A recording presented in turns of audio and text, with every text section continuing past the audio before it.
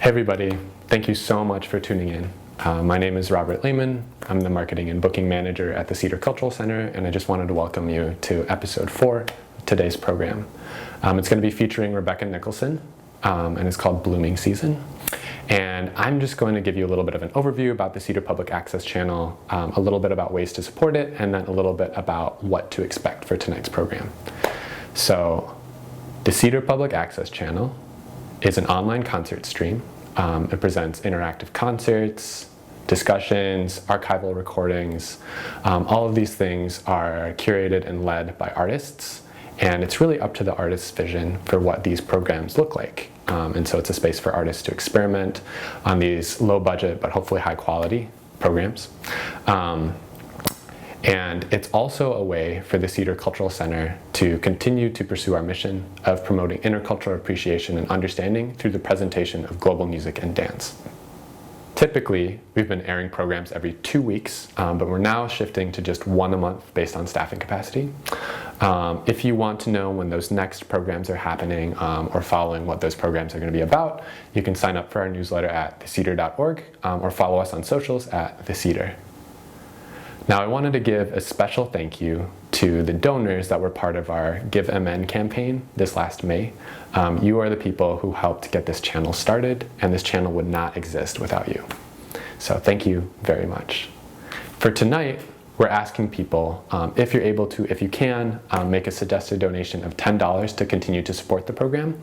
This money helps keep this program going while our hall is closed during COVID. It helps money continue to go to artists, the tech team, Cedar staff, and it also provides a space for Cedar audience members to connect, a space for dialogue with the Cedar audiences, a space for learning, and a space for hopefully some meaningful experiences. So tonight's show will run about 50 minutes, and it's going to feature Rebecca Nichloson.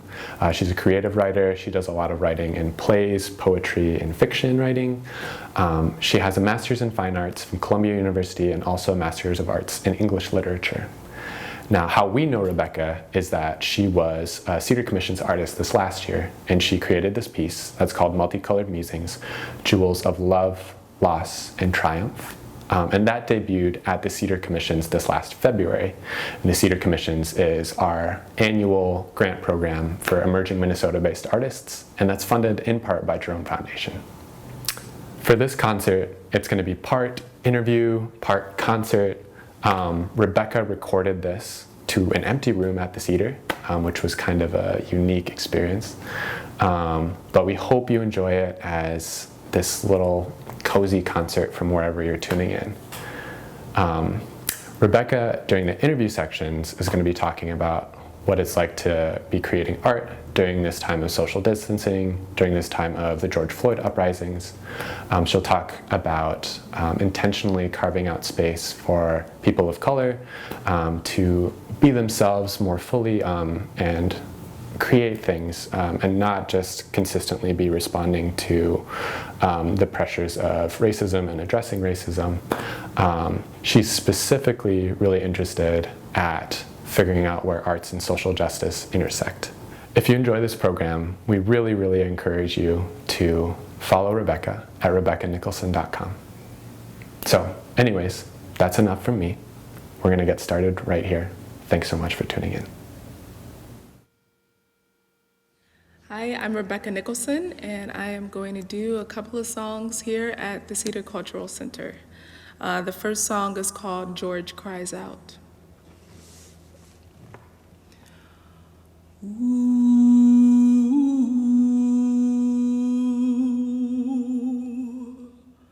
George, you were calling out to your mother, calling out to your mother. She heard you, she hears you. The earth, the soil, the energy in the ground heard you, hears you. The sky, the moon, the that bird leaping from the ground heard you, hears you, George. You were calling out to your mother. She heard you, she hears you. I hear you, I hear you going home, going home to a place where your breath is new, a place where you can sing, a place where your breath returns and you're not worried about a thing, not worried about a thing. George, you were calling out to your mother. She heard you, she hears you. We hear you, we hear you calling out. We breathe you in and out. George, you were calling out to your mama. She heard you, she hears you, she hears you. I guess everything surrounding the murder of George Floyd happened really quickly. Yeah. And there was all sorts of community mobilization, people helping out in different ways, people protesting, people taking care of protesters, different mutual aid organizations, a lot of artists that were speaking out, a lot of artists that were creating art during this time. And so I was curious what you felt like your role was, and whether that is, what is your role as a musician and artist during this time? Yeah, take that question as well. That's a huge question. Yeah, that's so much. In my working life outside of the arts, I work at a nonprofit that is focused on serving the African American community. And so a lot of what I was doing in that role was very much centered on, first of all, how the pandemic is impacting the Black community, and then also how the aftermath of George Floyd's murder is impacting the Black community and what allyship looks like. I think in my work as an artist, I'm most interested in, just creating other worlds, trying to get beyond the narrative that I think Black people are always sort of forced to engage with, always having to deal with racism or respond to racism or respond to systemic racism or respond to disparities and these sorts of things. And these are all really important issues, absolutely. But I also think as Black people, these aren't the only things that we're interested in. We're interested in all sorts of things. We have entire experiences of our lives and of our existence that doesn't have anything to do with how society has chosen to respond to us or has responded to us historically. And so I find that it's very healing to, even though in my work I do address those things, to also try to think about other parts of myself that aren't a response to oppression. Like for instance, with the George Floyd song, there's been a lot of songs that are mourning songs, and rightfully so. It was a horrific thing that happened to him. And there's been a lot of songs that are like really delving into like racism and oppression and those things. And there's definitely a need for that. But I also was interested in just thinking about him sort of being there on the ground and, calling out to his mother, which he did call out to his mother, and just the notion that she heard him, and the notion that that the earth heard him, and that he was called home from that moment. And that to me is a powerful thing, because that isn't about the officer or the police department or, the history of racism in this country and all those other things, which are absolutely important and crucial to address. But that's about something larger than all of them, than all of those obstacles. And that's what I want to do in my work. I want to get beyond those things and experience other parts of myself and encourage other people of color to experience other parts of themselves that don't have anything to do with responding to oppression and the oppressiveness of white supremacy. Yep. Cool. That's rad. Thanks. The next song I'm going to do is called Tell Me You Love Me.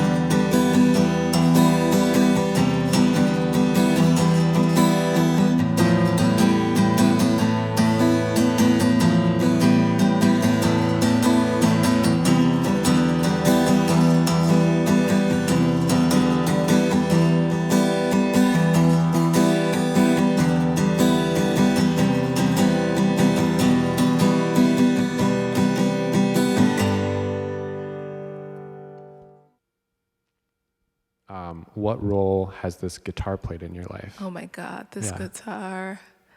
First of all, me and this guitar are very new to each other. I didn't know how to play this guitar, and it seems so challenging. It is so challenging. You would think with just these few strings that you would just, but you don't. You don't. So it really takes some time. I'm continuing to learn. I'm continuing to grow. always wanted a black guitar, and I always wanted a Yamaha, so I got one. And I got this butterfly at the local Wedge Co-op. It was very cute, and it on my case for the guitar, I have this sort of amethyst type of stone. I think with the guitar, I've given myself permission to play it however I want, and not being focused on if it's right. I saw a show here, and I don't remember who it was, but I believe it was perhaps a West African band, and it was so interesting that they had made these instruments. Like there was at one point they had like a piece of wood that they were playing like it was a guitar, and it was a piece of wood, and they just had all these materials. Some of them were traditional materials that they were just using in whatever way. And I think my relationship to this guitar and to instruments in general at this point is thinking about what they can be beyond the confines of the traditional study of them. So I feel like I play my guitar like it's drums, and I just think of every string like a drum versus anything else. And I'm giving myself permission to continue that journey with it. I think it'll be very strange when people see me play. They're like, what is that? No, that's not how. But I feel like I want to keep going with that idea and master that perspective and that approach. So that's where I'm at with it. Thank you. Yep. That's great. Yep. Or in some ways, you're embodying the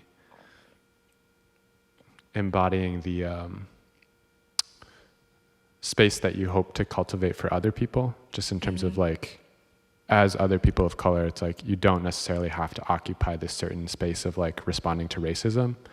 And then in a similar way, it's like, oh, with playing the guitar, you don't have to play it just one certain way, you know? Yeah. You're exploring different ways. Yeah, that's kind of where I'm at. I also feel the same way about language too, specifically English. The notion that words, there's such a colonial component to the English language. Obviously, it's been used to colonize people and to oppress them. And I think a big part of freedom for BIPOC folks is not just reclaiming, the traditions and things that have been taken or distorted or altered by these forces, but also really giving ourselves the freedom to use the English language however we'd like, to make new words, to use words differently than how they've been historically used, to claim terms that may have been derogatory and morph them into something else, which I think a lot of cultures have done in America. I have a master's degree in English literature, and so a big part of my getting that degree was sort of learning to think in these sort of structures. It has to be this way. And I'm learning, or have learned over many years, to just break free from that and to allow for fragmentation of these structures. And I think it starts with things like saying, what is a guitar? I think it's drums. So I think each string is just a little mini drum. So going with it from that perspective means that the way that I would play this instrument of mini drums is very different than someone who doesn't believe that. And I think that, like, as BIPOC people, we can do that. We can do that with so many different things in this society. And it takes that, I think, that kind of imagination, what works for my community, what works for me given my history in this country and the history of my parents and my grandparents and et cetera.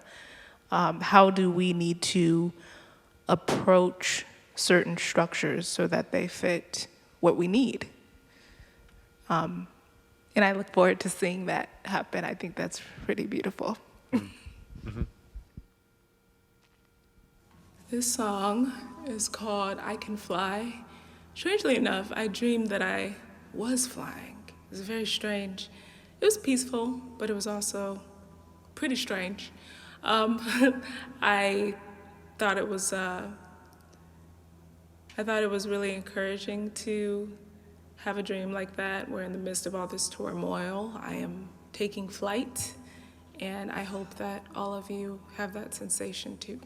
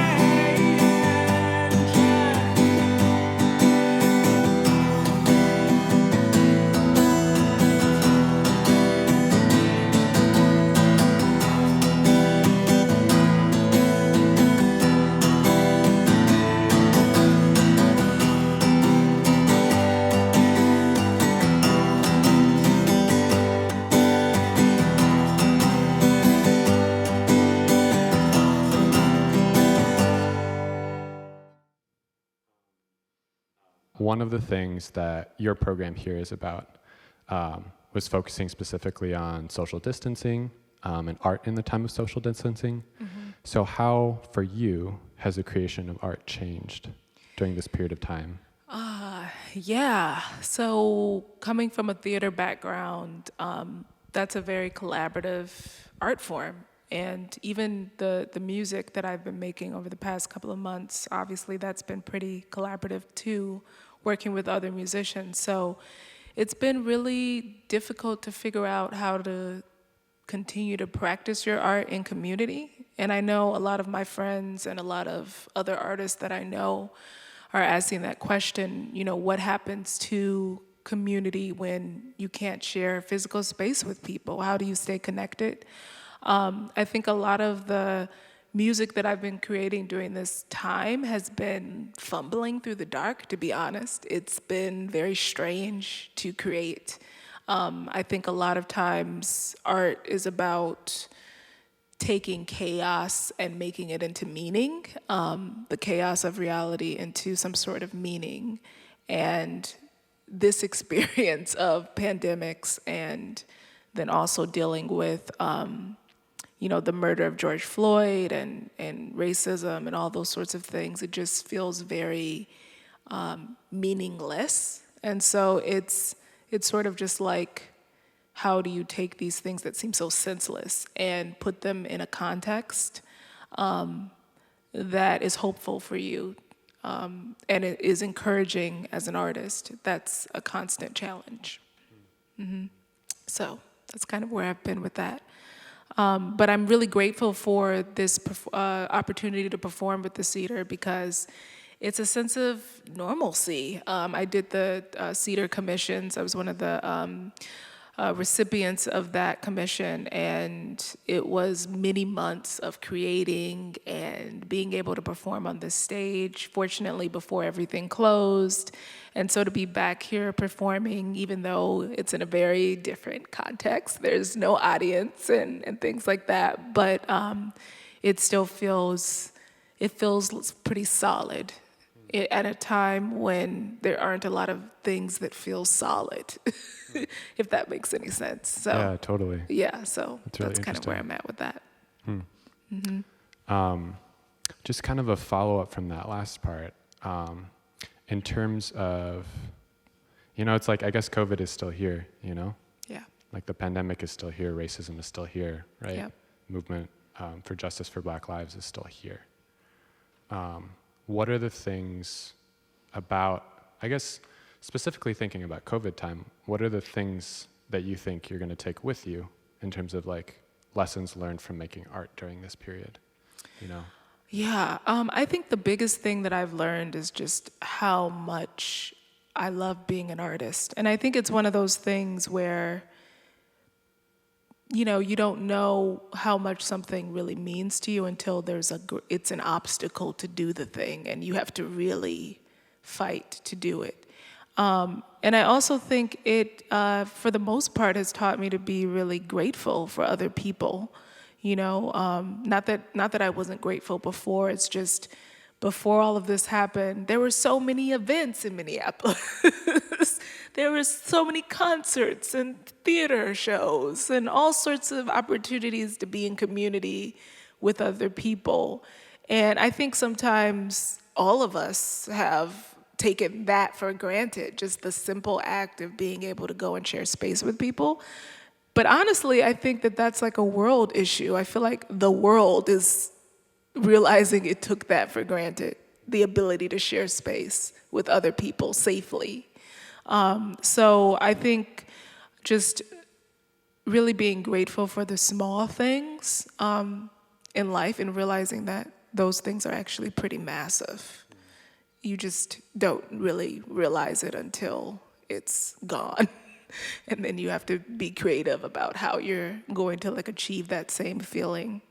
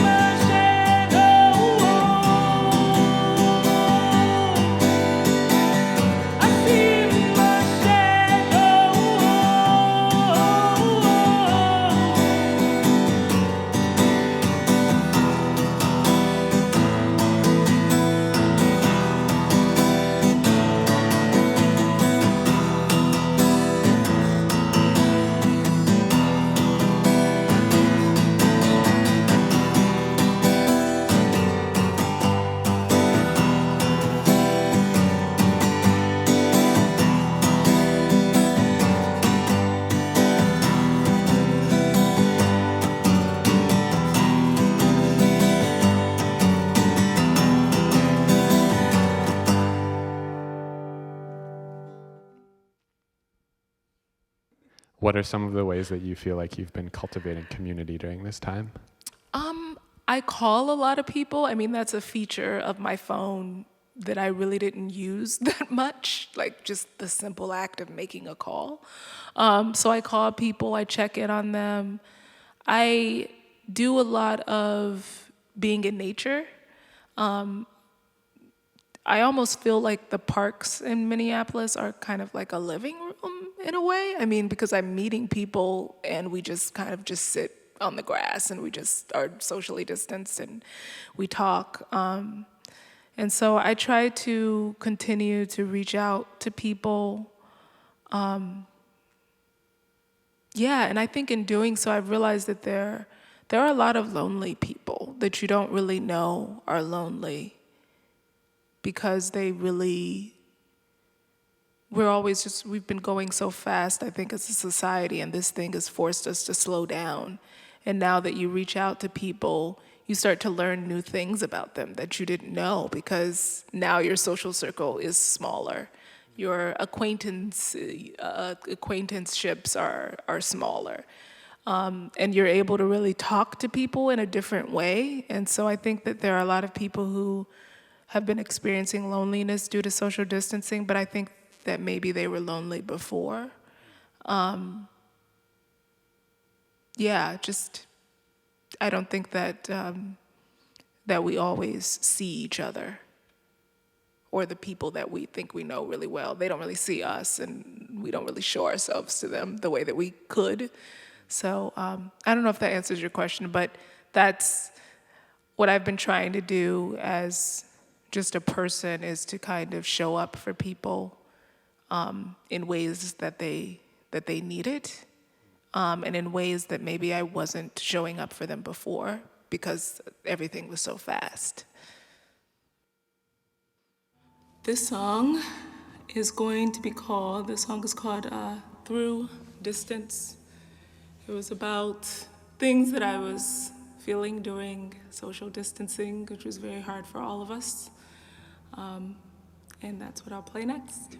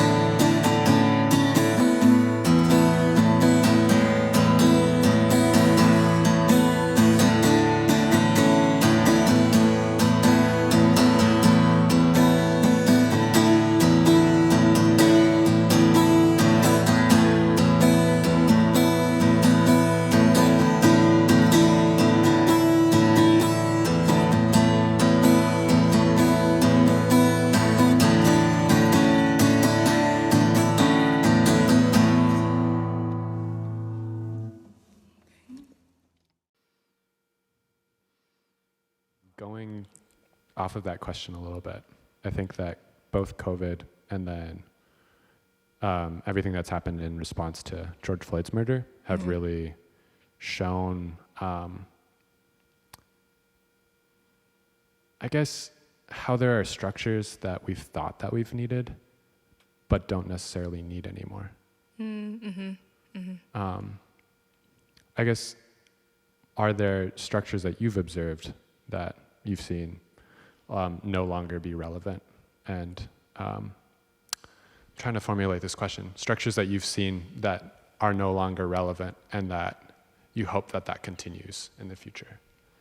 Structures that are no longer relevant. I mean, I think that there are a lot. But I think the most important thing that I've witnessed in the aftermath of George Floyd's death is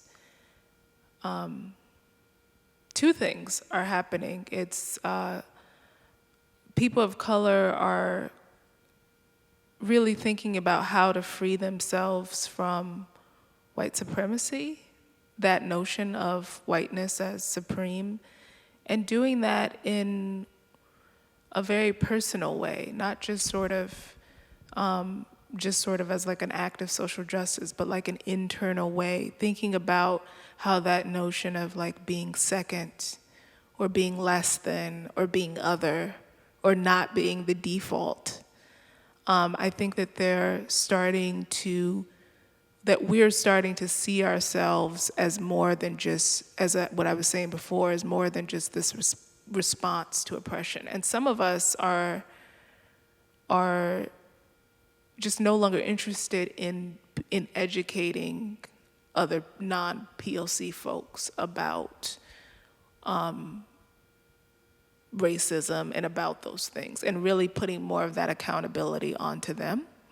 But I've also, with my non-POC friends, I've noticed them really thinking about and challenging whiteness as the default in ways that they hadn't done before, and really taking ownership of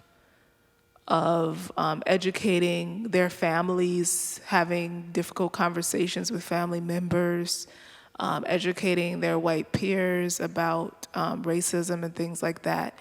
And in some cases, taking the burden off of people of color to have to always do that. So I think that it's, those are the structures that I'm seeing, is just a full-on kind of attack on white supremacy from POC folks and non-POC folks in a way that feels more genuine than it has in the past. So it's exciting to see that. Yeah, definitely feels like it has more momentum. This last song is a cappella song that I don't know, we're living in crazy times, and I just wanted to write a song about those crazy times we're living in. So.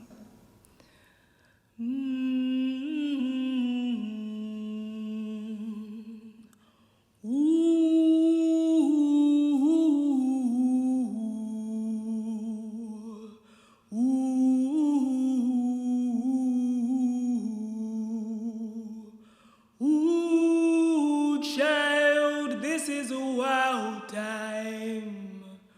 Ooh, child, this is a wild time. Ooh, child, this is a wild time. Hey, baby, it's a wild time. Oh, to be alive. Tell them that you love them. Tell them that you care. Tell them that you love them. Tell them while they're there. 'Cause, ooh, child, this is a wild time. Ooh, child, it's a wild time. Ooh, child, this is a wild time. Hey, baby, it's a wild time. Oh, to be alive. Tell them that you love them. Tell them that you care. Tell them that you love them.